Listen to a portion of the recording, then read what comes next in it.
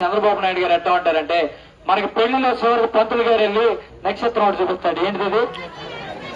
ఆరుంధతి నక్షత్రం చూపిస్తాడు. ఈయన చూస్తా ఉంటాడు, అది కనపడతా ఉంటుంది. ఇట్లాగే మన సూపర్ 6 కూడా అట్లాగే ఉంటుందండి. అక్కడ చూపిస్తాడు, అల్లరి వచ్చేసింది అంటారు. కానీ అక్కడ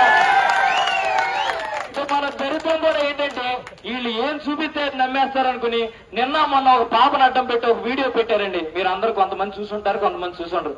ఆ పాప వచ్చి నాకు మునుపటి ప్రభుత్వంలో ఎప్పుడు ఫీజులు రాలేదండి, ఇప్పుడు మాత్రం దండిగా లోకేష్ బాబు వేసేస్తున్నాడండి అని చెప్పింది. ఆ పాప తల్లిదండ్రులు ఎవరో తెలియదు కానీ వాళ్ళు ఎక్కడైనా కనిపిస్తే అడగాలనుంది.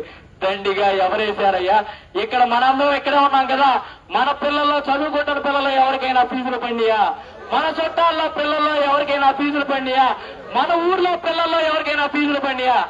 అలాగే ఈ మీడియా, సోషల్ మీడియా మాధ్యమాల్లో బాబాయ్ పెట్టిన కెమెరాలోంచో అటు నుంచో అటువైపు చూసేవాళ్ళని కూడా అడుగుతున్నా, మీరు తెలుగుదేశం వాళ్ళైనా పర్లా, మీ ఇంట్లో పిల్లలు చదువుతుంది, మీ ఇంట్లో అయినా ఫీజులు పడ్డాయా అని అడుగుతున్నా.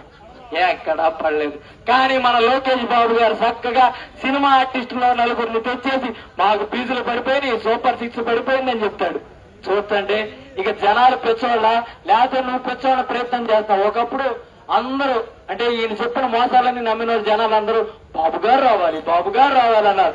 ఇప్పుడు బాబోయ్ పోవాలి, బాబోయ్ పోవాలన్నారు. చెప్పదు. ఈ రోజు పరిస్థితి జనాలు అట్ట ఉంది.